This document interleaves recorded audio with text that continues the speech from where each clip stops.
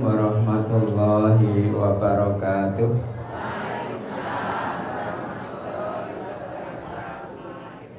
Innal hamdalillah nahmaduhu wa nasta'inuhu wa nastaghfiruh wa na'udzu billahi min shururi anfusina wa min sayyiati a'malina may yahdihillahu fala mudhillalah wa may yudlil fala hadiyalah.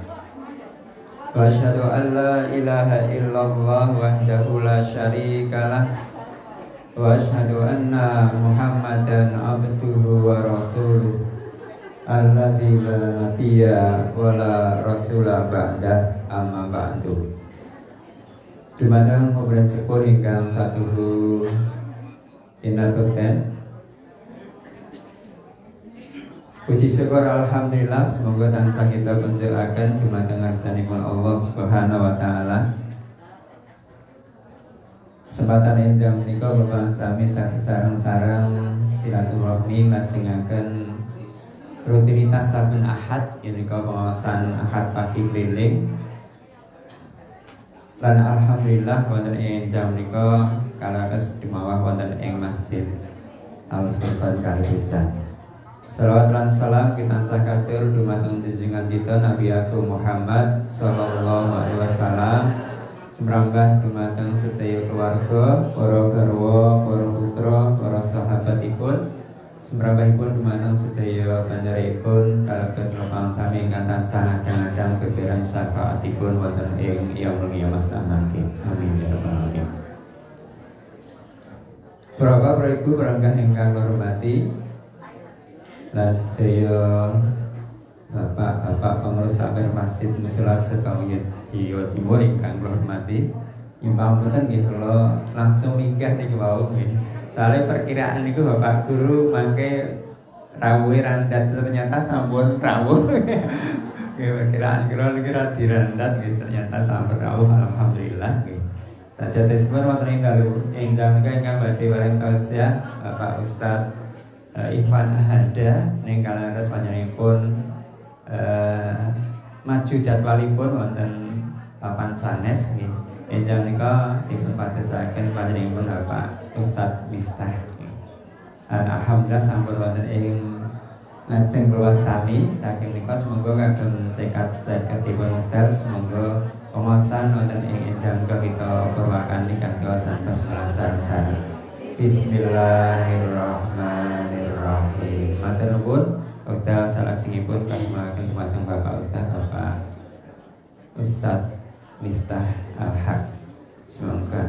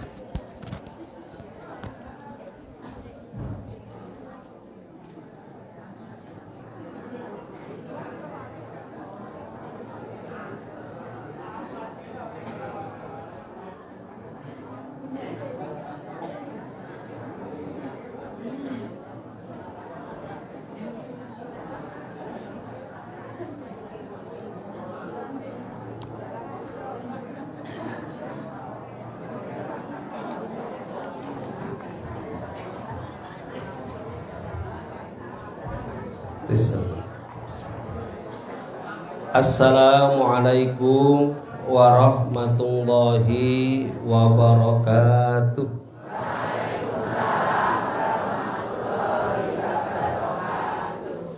Alhamdulillahi rabbil alamin.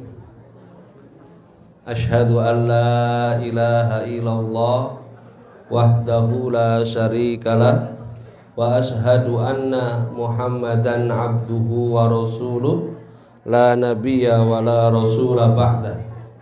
Wassalatu wassalamu ala nabiyyina Muhammadin wa ala alihi wa ashabihi wa man tabi'ahum bi ihsanin ila yaumiddin. Amma ba'd. Mohon izin saya menyampaikan pakai bahasa Indonesia. Boleh toh Bu? Nggak boleh, saya pamit saja.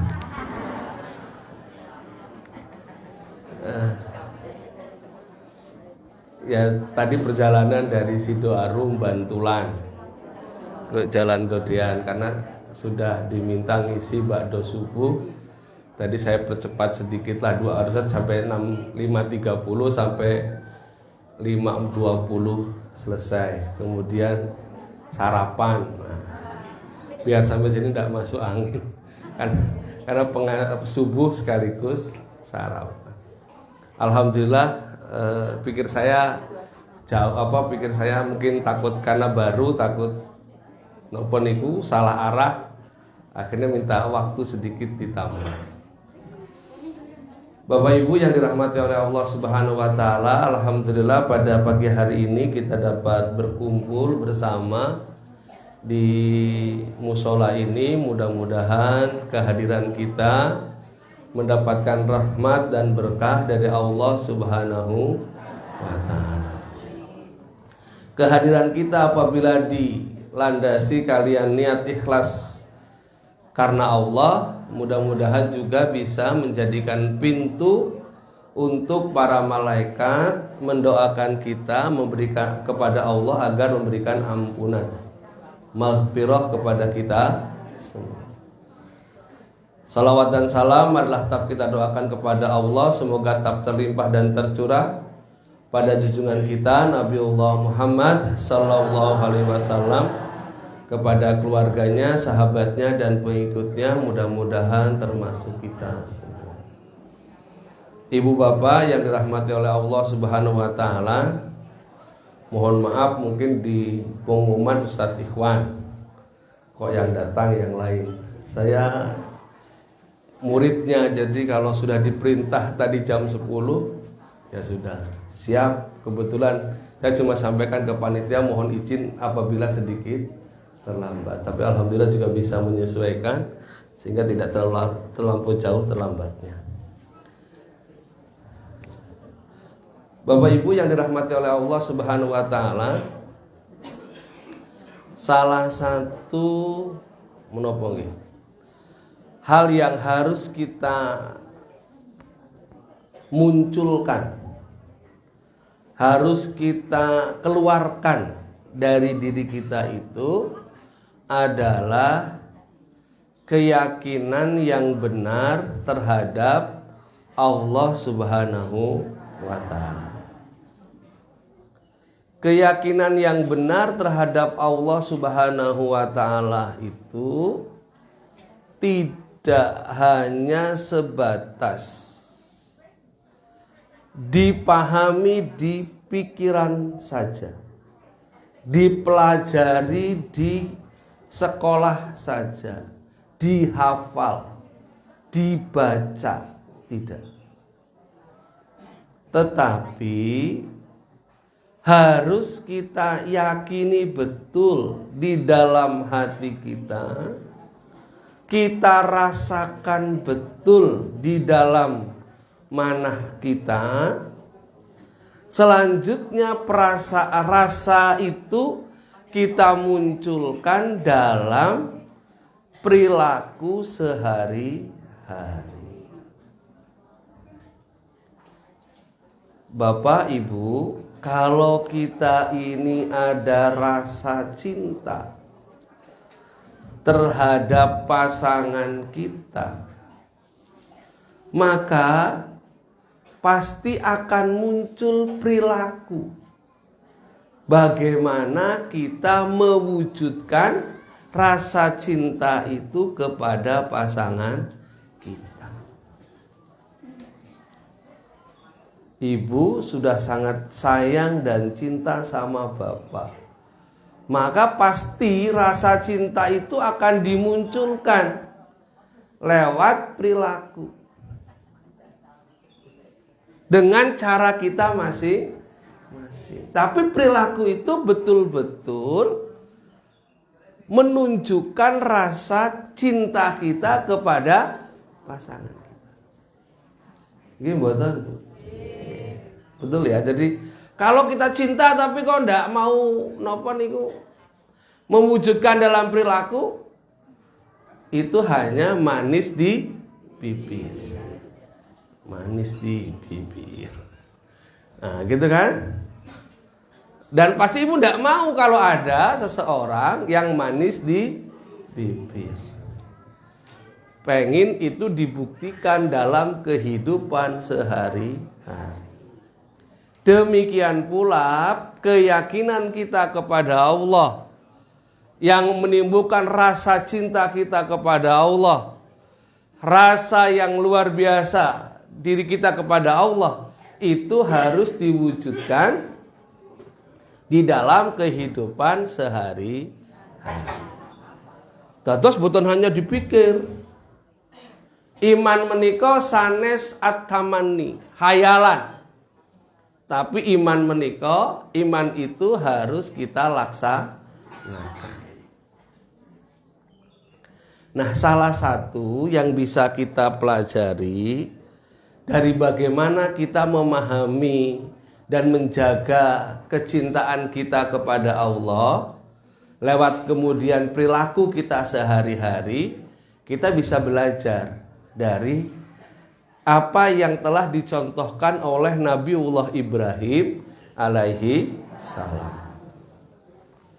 Nabiullah Ibrahim itu dikenal dengan bapaknya tauhid. Nabi Ibrahim menika nabi, ayah nabinya para nabi lah. Dia yang mengajarkan tauhid secara tegas. Sejak masih muda sampai akhir. Ibu pernah mendengar Nabi Ibrahim napa niku menghancurkan berhala. Padahal dia itu masih muda dan tantangan dia menghadapi penguasa yang kejam, Raja Namrud. Niku awal, tapi di akhir nanti betapa luar biasa kita belajar dari Nabi Ibrahim tentang ketundukannya. Niku yang saya maksud dengan perasaan yang kemudian diwujudkan dalam perilaku. Nabi Ibrahim rela untuk mengorbankan anaknya Ismail. Niku bagian dari ungkapan rasa kecintaan, ketundukan kepada Allah Subhanahu wa ta'ala. Dan itu berangkat dari keyakinan. Ya, kalau saya contoh tadi dengan pasangan, ya kita betul-betul berkorban untuk pasangan kita. Kalau tidak mau berkorban, ya bohong itu cintanya. Gimana? Cuma capek sedikit sudah ngeluh. Nikah sama kamu itu bikin susah. Lagi mana? Hidup itu harus berkorban. Bagi cinta ya dikorban, ditunjukkan pengorbanan itu.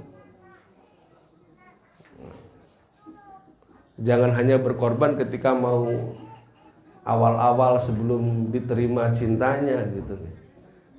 Kalau mau nopo niku silaturahim, hujan pun dilawan. Tapi setelah nikah malah tidak mau berkorban. Nah, itu tidak bisa. Nabi Ibrahim itu menunjukkan itu, ketundukannya luar biasa. Sampai baru punya anak, masih kecil, disuruh pergi ke suatu tempat di Kali Pucang, misal, di tahun 80-an. Seperti apa itu? Listrik belum ada, kanan kiri masih sawah, ngoten itu. Nggih mboten? Ring road apalagi apa, enggak ada itu. Dulu perasaan mau ke Malioboro bagi bapak ibu yang tahun 80-an di sini itu mikir-mikir, nggih mboten, Pak? Tapi sekarang Kali Pucang sudah menjadi kota. Daerah urban, penyangga. Rumah di mana-mana. Dulu di mana-mana sawah. Sekarang rumahnya di mana-mana. Begitu. Nggih mboten, Bu.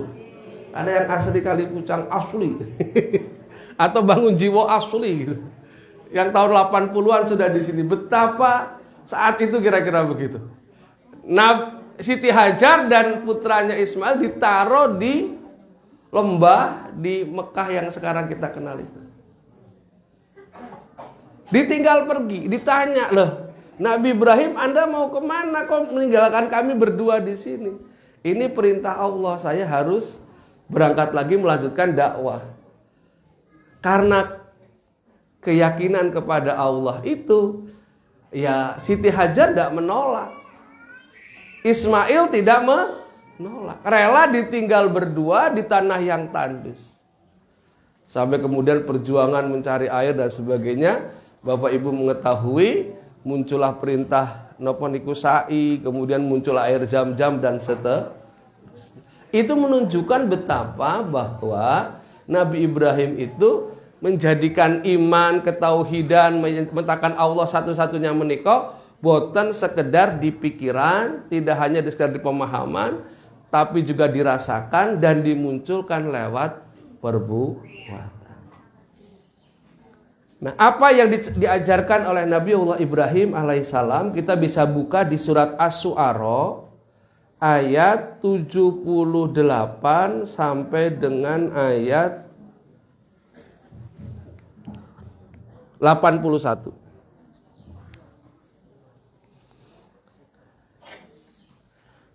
A'udzubillahi minasyaitonirrajim. Bismillahirrahmanirrahim. Jadi ketika Nabi Ibrahim berdebat tentang Tuhan di ayat 77 disebutkan fa innahum aduwwuli illa rabbal alamin. Semua yang disebutkan tadi tentang nopo niku sebelumnya ada diskusi tentang nenek moyang tentang apa itu, kata Nabi Ibrahim, sesungguhnya semua itu musuhku illa rabbal alamin, kecuali Tuhan seru sekalian alam. Sinten Tuhan seru sekalian alam itu? Alladzi khalaqani fahuwa yahdin. Dia Allah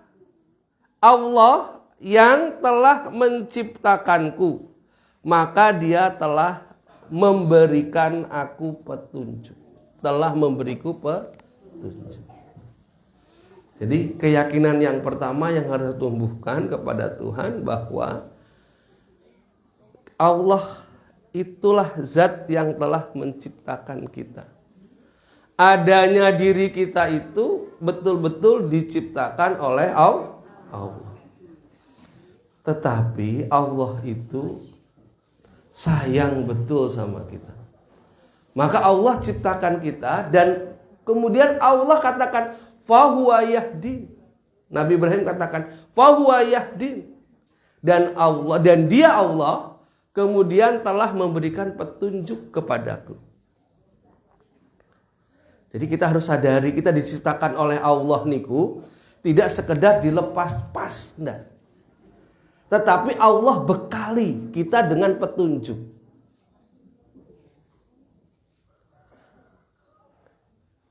Ibu melepas putranya keluar dari Kalipucang.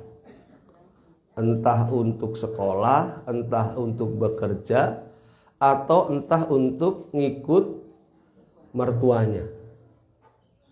Pasti ibu tidak akan, metu, enggak ada.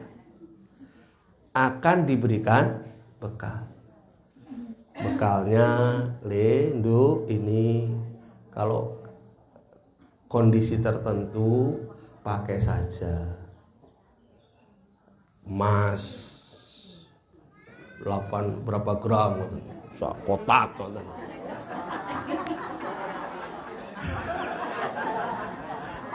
Mas putihan apa mas masak? Mas betulan lah gitu.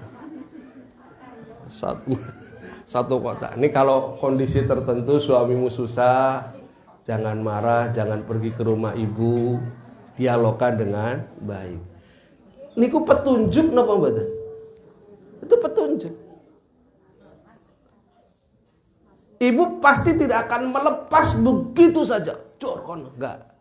dikasih pakaian, ini ada sepatu yang dulu ibu pakai, nanti kalau kamu acara-acara tertentu pakai sepatu ini, karena ibunya pengen anaknya nanti di sana bisa nyaman, bisa hidup nyaman gitu. Allah juga begitu, kita diciptakan oleh Allah dibekali petunjuk. Fahuwa yahdin, Allah yang memberikan petunjuk kepada kita. Apa yang diberikan oleh Allah kepada kita terkait petunjuk ini? Minimal ada 3 yang bisa kita kenali. Yang pertama, petunjuk panca indera. Ibu terasa dingin, terasa panas, niku panca indera. Terasa asin, terasa manis, itu panca indera. Bisa melihat, bisa mendengar, itu panca indera. Itu petunjuk yang pertama yang Allah berikan. Maka ketika kita merasa panas, kita pasti akan menghindar. Ketika kita merasa kenyang, pasti akan berhenti. Itu panca indera. Ini Allah sudah berikan kepada kita. Kita yang sekarang sakit, apa niku? Istilahnya bahasa Jawanya, Bu. Yang nggak kerasa apa-apa itu kebas apa? Kebas nih. Geringin yang pokoknya nggak kerasa apa-apa, dicubit nggak kerasa apa. Apa? Ya, apalah itulah. Kalau saraf kita itu masalah itu kan dicubit, di apa nggak kerasa, ditusuk-tusuk nggak kerasa, itu kan piye tuh gitu. Begitu toh Pak, sekarang repot toh. Itu panca indera yang diangkat oleh Allah, bayangkan. Itu panca indera yang diangkat oleh Allah. Nah, ibu ndak bisa merasakan ya sakit saja, ibu sakit gitu, bapak ibu kita sakit lah, kita sakit. Ndak bisa merasakan manis dan asin. Semua terasa pahit. Ya Allah, rasanya sudah ndak enak. Dikasih sop pahit, dikasih teh manis pahit, dikasih sate pahit, tongseng pahit, rapi. Nek sing saniki napa niku? Chicken niku. Pahit lah pripun. Pahit duwite. Itu kalau diangkat kan luar biasa. Kita ini tidak bisa kemudian bisa merasakan keindahan dunia, kenyamanan kehidupan, kenikmatan makanan. Itu yang pertama. Itu yang pertama. Petunjuk panca indera. Yang kedua, petunjuk yang Allah berikan itu adalah hidayatul akal. Petunjuk akal. Akal niku napa? Untuk berpikir. Kita bisa berpikir, kalau ada masalah kita bisa selesaikan. Kalau sakit maka kita harus begini, itu berpikir. Nah, kalau tidak bisa berpikir repot. Ya akhirnya kita kalau coba berpikir cuma teriak-teriak sana kemari, memahami sesuatu malah nggak bisa nyambung, kan repot. Nggih betul. Ibu tidak bisa berpikir tuh susah. Tapi Allah berikan bekal itu, petunjuk untuk berpikir. Maka kita bisa menganalisa, bisa mengkaitkan, bisa menghubungkan satu peristiwa dengan peristiwa lain. Itu akal. Bisa kemudian nopo niku belajar dari masa lalu. Oh, kemarin saya begini, akibatnya ini. Berarti kalau kira-kira saya begini, nanti akibatnya juga begini. Oh, iya, ketahuan. Itu akal. Ibu usaha. Kemarin begini, saya kemarin begini, sedikit yang datang. Kok ini? Oh, berarti besok strategi berjualannya begini. Itu berpikir. Itu akal. Kalau Cak Lontong bilang mikir. Itu hidayatul akal. Nah, tapi kalau kita hidup cuma mengandalkan dua hidayah ini, ya hidup kita itu hampa, Bu. Hidup kita hampa, tidak akan sempurna. Kalau kita hanya berpangku pada hidayah panca indera, yang didapat kita ini sama seperti binatang. Makan asal makan, minum asal minum, ngantuk tidur gon-gon gitu. Itu nak diusir sama ibu di rumah itu bapak kecakro. Maka kasihan Bu, nggak usah marah-marahin, nggak usah dikunci pintunya. Nanti cakruk masuk angin ribut sendiri. Nah, kira-kira begitu. Jadi kalau tadi binatang niku namun ya itu panca indera cuma di situ itu. Tapi kalau kemudian kita hanya sampai di akal, maka kita menjadi orang yang nopo niku tidak punya rasa. Dia hanya mengendalikan pikiran. Akhirnya dia tidak punya tonggo tepar. Yang penting menurut hukum oke, menurut logika oke, selesai. Mau tetangga itu sakit atau tidak, selama saya benar menurut hukum, tidak ada persoalan. Itu kalau hanya akal. Yang dia lihat adalah sebab akibat. Pokoknya yang benar, kalau itu benar, akalnya mengatakan logis, ya sudah. Mau tetangga, mau orang lain salah dengan keputusan kita, nggak peduli. Saya nggak ada yang langgar dengan aturan-aturan yang ada. Ini kalau hanya mengandalkan hidayatul akal.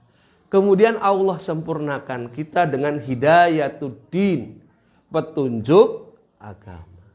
Inilah yang kemudian untuk melembutkan pikiran kita, mengarahkan pikiran kita, termasuk mengarahkan panca indera kita. Maka kalau makan, kita cari makan yang halal, yang baik. Kalau kita ingin melakukan sesuatu, menyalurkan keinginan kita, ya kita salurkan dengan keinginan yang baik. Kemudian cara berpikir yang baik. Tidak hanya untuk diri sendiri, tapi juga memikirkan orang lain. Loh, kalau saya begini dampaknya seperti apa? Ke depan seperti apa? Itu yang membimbing hidayatul din. Jadi sekali lagi Allah menciptakan kita itu bukan langsung diumbar biasa, langsung cur, enggak. Tapi Allah bekali. Nah, pertanyaannya, sudahkah kita memanfaatkan petunjuk-petunjuk yang Allah berikan itu dengan tepat dan benar?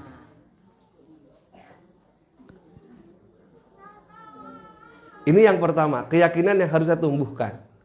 Sehingga tidak boleh dalam pikiran kita bahwa Allah itu Allah itu membiarkan kita, tidak boleh. Allah kok punya perasaan kok Allah kok gini, enggak ada itu. Allah itu sudah memberikan petunjuk, sudah memberikan alat.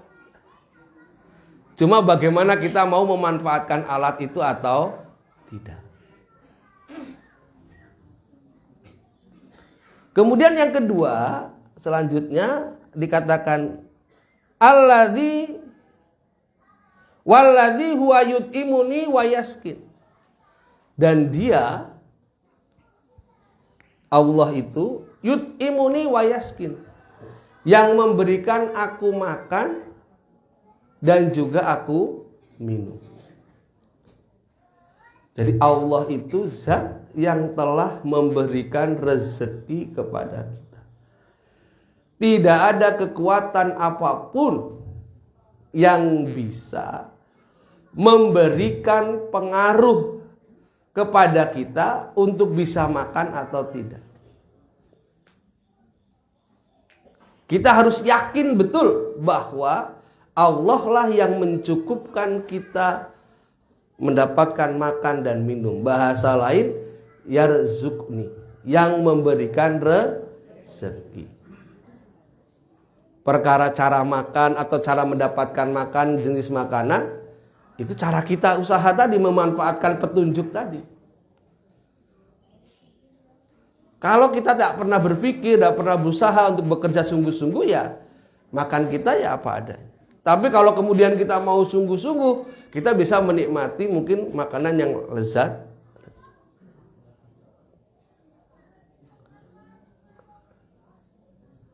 Ibu nanti dahar di hotel berbintang 5, Bu. Boten sah, Bu, bingung.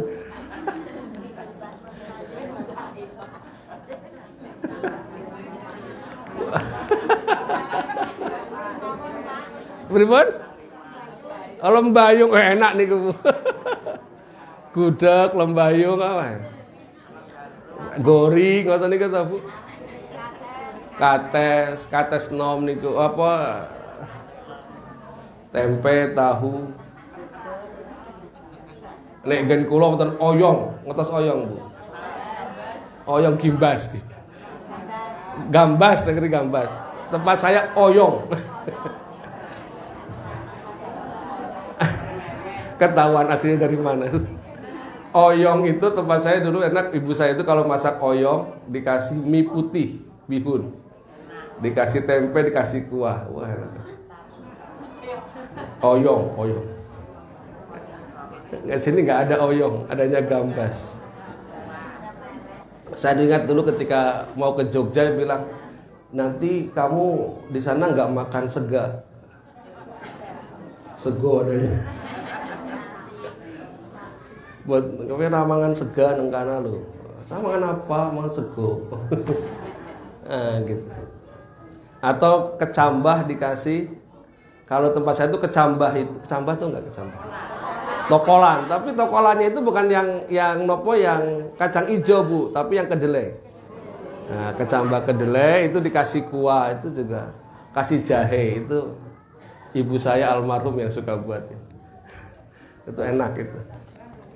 Nah, kira-kira begitu. Nah, kalau sampai di mana kok sampai sini? Itu kalau usaha ya mau dapat itu bisa. Nanti ibu makan di hotel bintang 5 itu bingki opo dari makan pembuka penutup nggak jelas. Nah, sekarang ibu kalau ke prasmanan saja, dulu kan pas kalau nikahan itu kan pakai piring terbang. Sekarang kan rata-rata prasmanan. Dulu mungkin awal-awal prasmanan itu ibu semua pengen di dahar tau, Bu. Saat ini tas ngoten niku napa mboten? Nah, mikir-mikir, aku mau nyumbang 50.000 masa mong makannya cuma segini, tak makan semua gitu. Sekarang pasti sudah mulai berkurang. Nah, berarti cara Allah untuk memberikan makan kita itu macam-macam. Nah, saya bisa makan enak di hotel itu bukan karena saya punya uang. Karena diundang acara di hotel. Ya kemudian ikut acara niku, dengarkan seminar, dengarkan ceramah, ya dapat suruh nopo kasih fasilitas makan. Nah, bisa merasakan makan. Nah, itu cara Allah untuk kita menjadikan bisa makan, menopo, minum. Jadi Allah lah yang memberikan fahuwa yut'imuni wa yaskin. Allah yang memberikan aku makan dan juga memberikan minum. Tapi bagaimana cara Allah memberikan rezeki kepada kita? Tentu tergantung diri kita mau berusaha atau tidak. Maka petunjuk tadi itu yang kita rujuk kembali. Oh, petunjuknya ini. Petunjuknya ini. Jadi tidak usah khawatir, Bu. Tidak usah khawatir. Allah sudah menjamin kecukupan rezeki kita. Tapi syaratnya kita kembali ke petunjuk tadi. Bagaimana kita memahami rezeki, merasakan rezeki, menunjukkan kemudian dalam perilaku kita mensikapi rezeki tersebut. Kalau kita hanya berpikir di panca indera, ya dimaknai makan dan minum niku namung asal makan dan minum. Semua masuk. Mau yang halal haram peduli amat, sing penting wareg, kan begitu. Itu kalau yang panca indera. Tapi kalau pakai akal, ya mungkin agak mikir-mikir, iki enak ora. Yo nek sithik ora apa-apa nek haram, sing penting enak, gitu kan enggak? Itu akalnya itu main. Atau cara mendapatkannya dengan cara yang menjilat, nopo kemudian nyikut teman, korupsi niku namung nang akal. Tapi kalau agama yang bermain di situ, maka dia berpikir, oh saya dapat makan cukup segini, sisanya bagaimana? Oh tetangga saya perlu merasakan juga, maka tak kirimlah tetangga itu. Ngerti Bu?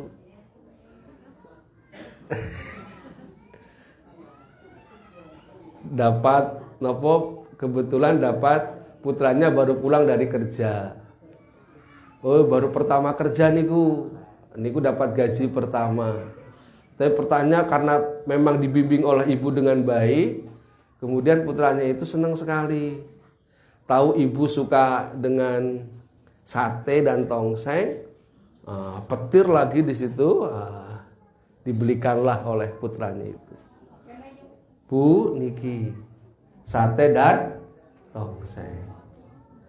Tapi kemudian ibu tidak berpikir sendiri karena tahu, alhamdulillah anak saya sudah bisa bekerja, mendapatkan hasil.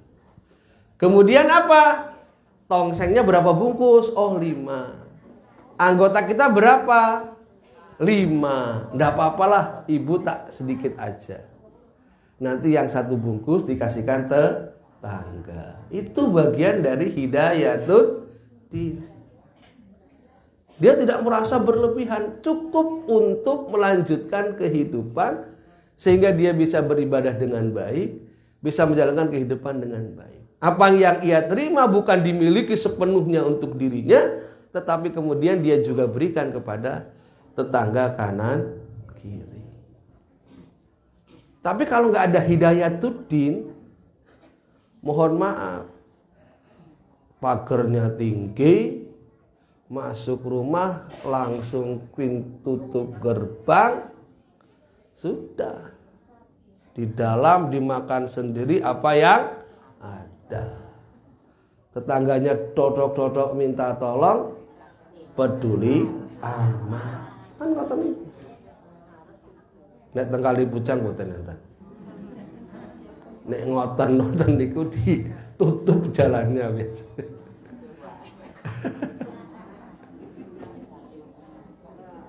Kan gitu Bu. Itu kalau dia nggak salah loh Bu. Kalau secara akal dia nggak salah. Secara akal dia tidak salah. Oh, hidup saya sendiri kok. Punya sendiri, saya iuran, bayar iuran. Tapi saya nggak mau diganggu, saya tutup, selesai. Kita nggak bisa kemudian menuntut berlebih. Karena kalau dari segi akal. Tapi kalau berasa ada perasaan beragama yang muncul, maka tidak perlu didodok, sudah dibuka sendiri. Pagernya tidak perlu tinggi-tinggi, tapi diganti pagar mangkok. Gitu Bu. Kata orang Jawa itu katanya pagar mangkok itu lebih pagu, lebih kuat dibanding pagar tembok. Loh, kadang enak ya Bu, dikasih ngirim cuma napa niku burjo sak mangkok, nanti dapat kirimannya salah. Dapat balasannya tidak hanya mangkoknya salah, kadang mie, kadang apa. Nggih mboten niku. Tapi jangan marah juga kalau dibalikin cuma mangkok itu. Nggih Bu nggih. Ya enggak usah berpikir karena kita memberikan itu keyakinan kita kepada Allah. Rasa tadi. Rasa beragama yang kita bangun agar kemudian beragama itu, keyakinan kita kepada Allah, hidayatuddin tadi itu betul-betul bisa kita rasakan dengan baik. Kalau tadi selesai tadi, nggak ada masalah. Ibu nggak usah marah kalau ada tetangga yang begitu.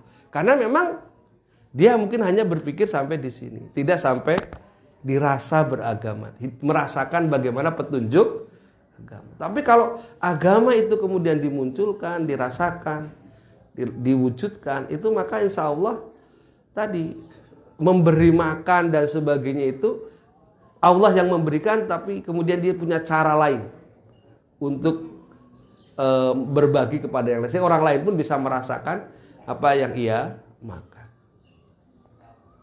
Ini yang kedua. Jadi yang pertama tadi adalah kita harus menyadari Allah menciptakan dan Allah memberikan petunjuk, tidak membiarkan kita.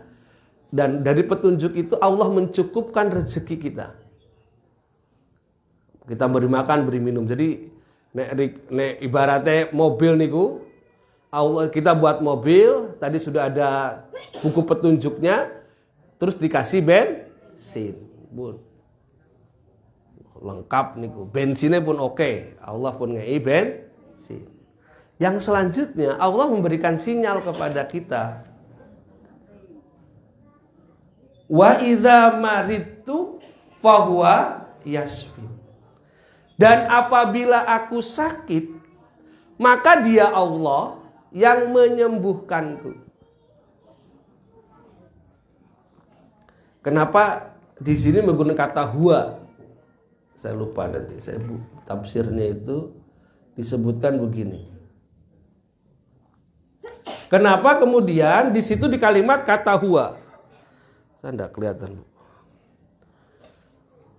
Nah, dikatakan wadzuhulu huwa, kata huwa tadi, kenapa wa huwa yut'imuni wa yaskin wa huwa yasfin niku adalah tanbihun ala anna ghairuhu la yut'imu wa la yaski.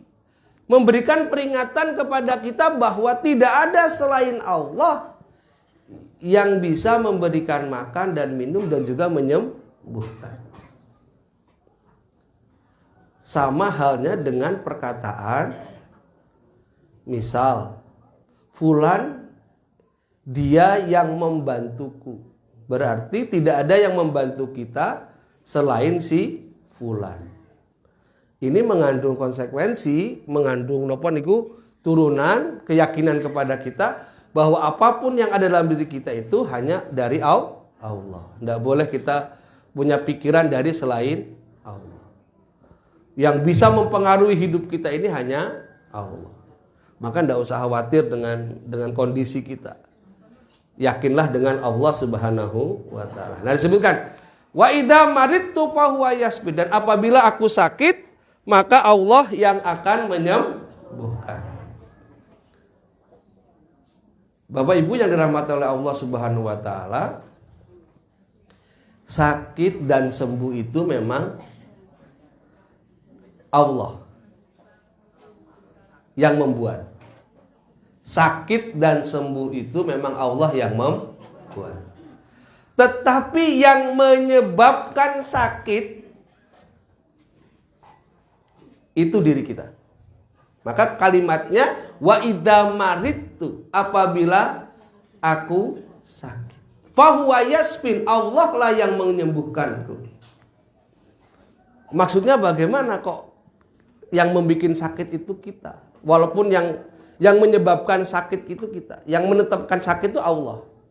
Allah telah membuat hukum keseimbangan dalam kehidupan, keseimbangan dalam tubuh kita.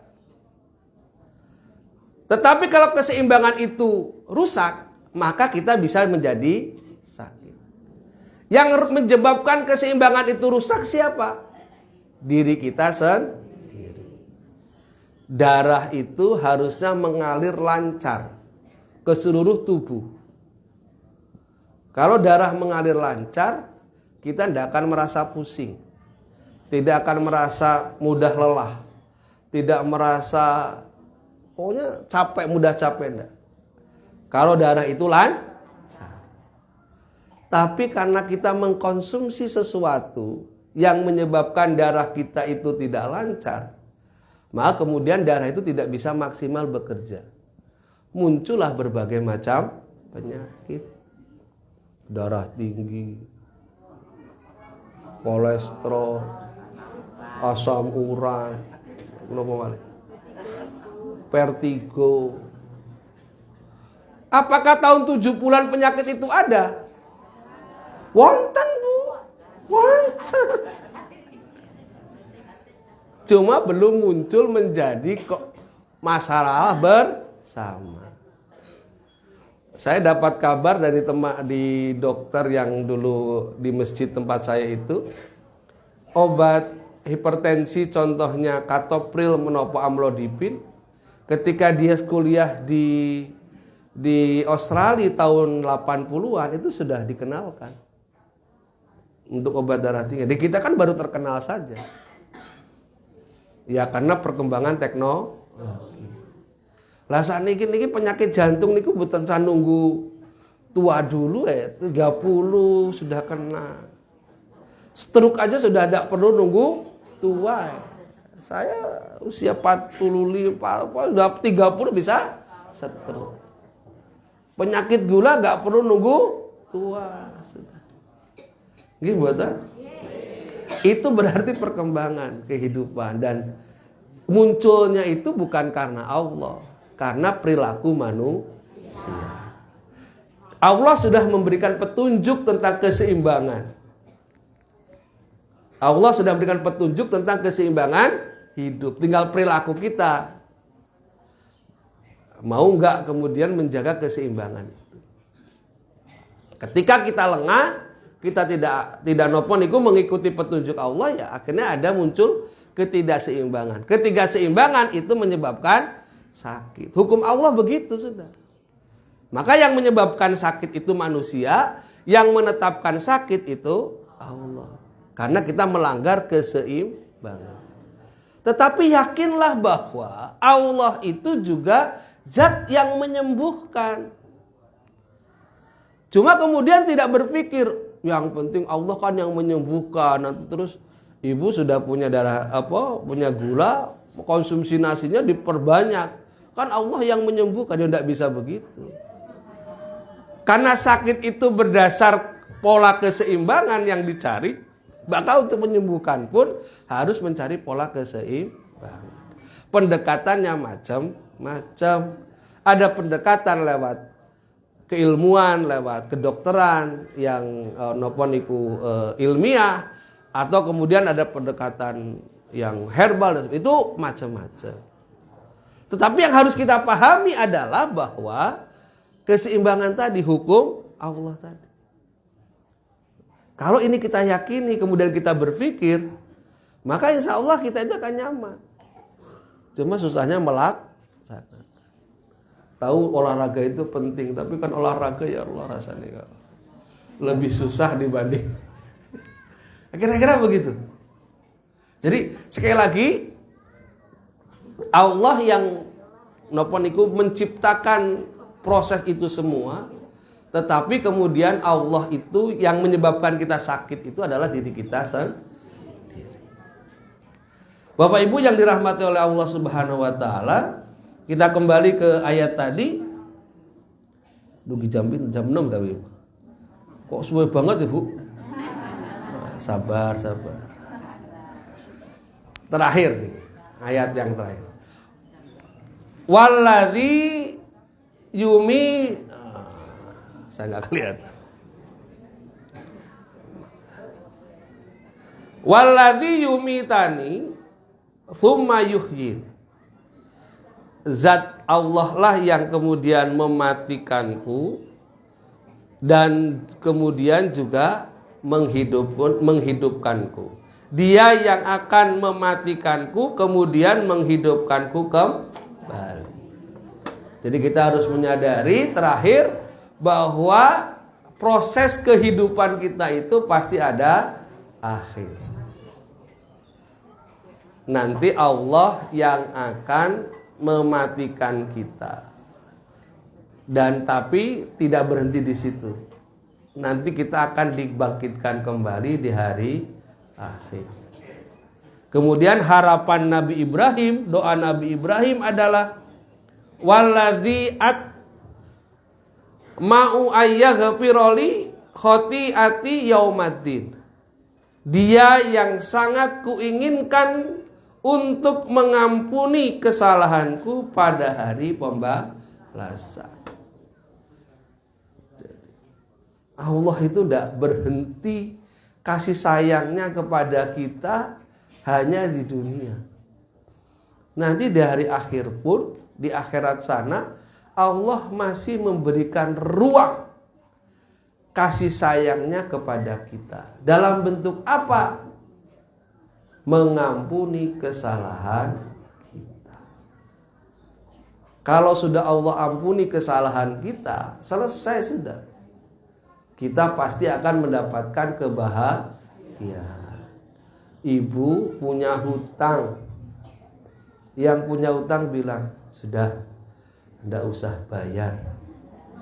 Saya ikhlaskan, tak sodakokan gue. Seneng gak dulu?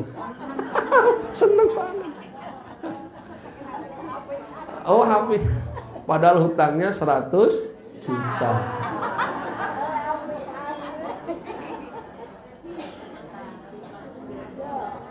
Jangankan itu, saya kebetulan sedang napa niku membebaskan lahan untuk Muhammadiyah di Sidoarum niku. Butuh duit kemarin sampai 660 juta. Kemudian ada orang rela untuk napa niku, ada orang jamaah itu udah pinjam uang ke bank untuk nutupi. Pakai sertifikat tanahnya karena belum ada dia, tapi masih kurang. Ada orang kemudian minjamkan uang 150 juta. Ini orang kaya di Godean.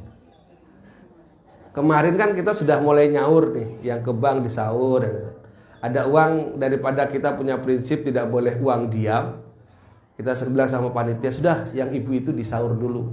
Kita kayak ada itikat menunjukkan baik, walaupun berdoa dalam hati, mudah-mudahan udah usah nanti aja gitu. Tapi kita menunjukkan itikat dulu. Sampai betul. Sudah, kalau masih dibutuhkan panitia dipakai dulu. Saya tidak usah dipikir. Ya langsung bahagia sekali. Nah, bisa untuk kegiatan yang lain. Ini sedang berpikir bagaimana bangun ruangnya karena untuk TK Aisyah Sidoarum. Nah, itu proses begitu itu kan senang sekali. Itu yang organisasi. Tapi pribadi lebih senang. Ibu punya hutang, kemudian bank mengatakan bebas, gak usah dibayar. Alhamdulillah. Tapi lupa nek kon sedekah. Padahal kenikmatan luar biasa dibebaskan dari hutang. Nah, bayangkan kalau itu kemudian Allah berikan, katakan begitu, saya ampuni kamu dosanya, selesai. Maka balasannya apa? Balasannya apa, Bu? Ya surga kan? Tidak mungkin kemudian masuk neraka. Kamu sudah diampuni oleh Allah. Kan begitu. Surga itu kan bahagia. Maka kebahagiaan itu yang dapatkan. Maka itulah yang kita harapkan sejatinya dari Allah. Nah, Allah sudah memberikan itu semua kepada kita. Tinggal sekarang bagaimana kita menjalani kehidupan ini dengan sebaik-baiknya, agar kemudian kehidupan kita itu betul-betul sesuai dengan apa yang telah Allah gariskan dalam Al-Quran dan juga dicontohkan oleh Rasulullah dalam hadis-hadisnya, dalam sunnahnya. Nah, tinggal ini yang bagaimana kita belajar terus belajar. Nah, untuk belajar kita manfaatkan 3 petunjuk tadi, sehingga ketika mencari rezeki, ketika mensikapi sakit, ketika mensikapi kehidupan, semua kita tetap berserah diri kepada Allah Subhanahu wa ta'ala. Tidak usah terpengaruh dengan orang-orang yang mengajak kita untuk menggadekan kehidupan kita pada zat selain Allah, termasuk pinjol. Tidak usah terpengaruh. Itu bikin susah. Ya butuh bismillah.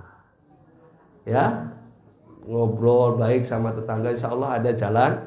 Kalau tadi berpikirnya semua berpikir menggunakan petunjuk tadi, insya Allah kita akan nyaman kehidupan kita. Saya kira itu demikian yang dapat saya sampaikan. Mohon maaf bila banyak kekurangan. Yang benar datangnya dari Allah dan yang salah datangnya dari saya sendiri. Mohon maaf juga kalau harapan ibu-ibu bisa ketemu dengan Ustadz Ikhwan tapi ketemunya saya. Assalamualaikum warahmatullahi wabarakatuh.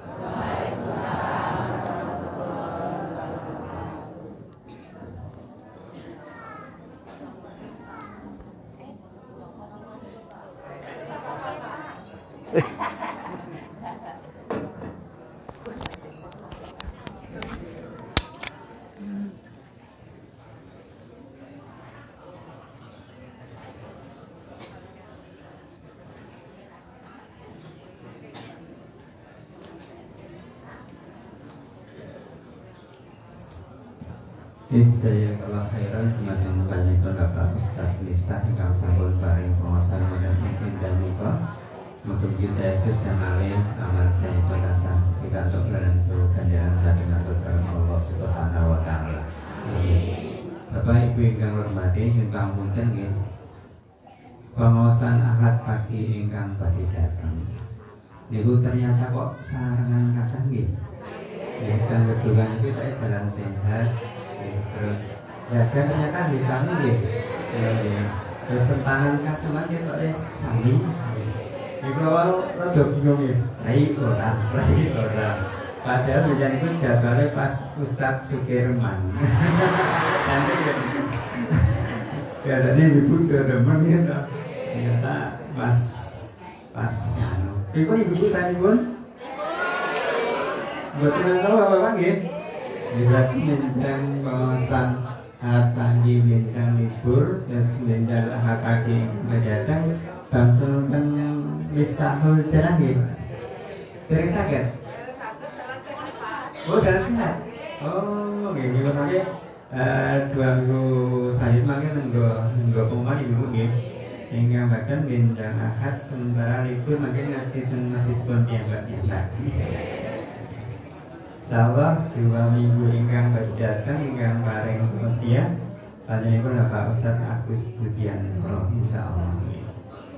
Menika mawon saking kula sedaya takmir Masjid Al Furqan dan kalih matur nuwun sanget atas rawuh panjenengan sedaya lan saestu yen pamrih saagung-agungipun bebrangipun nanggapi rawuh panjenengan sedaya irang pas irang menuju krono.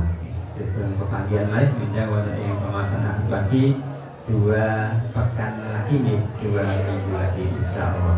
Mungkin pun boten barengan kita. Monggo Bapak Ibu ingkang hormati, semoga kita pungkasi acara pengawasan Ahad pagi wonten ing jam menika kanthi wawasan hamdalah sansan. Alhamdulillahirabbil alamin.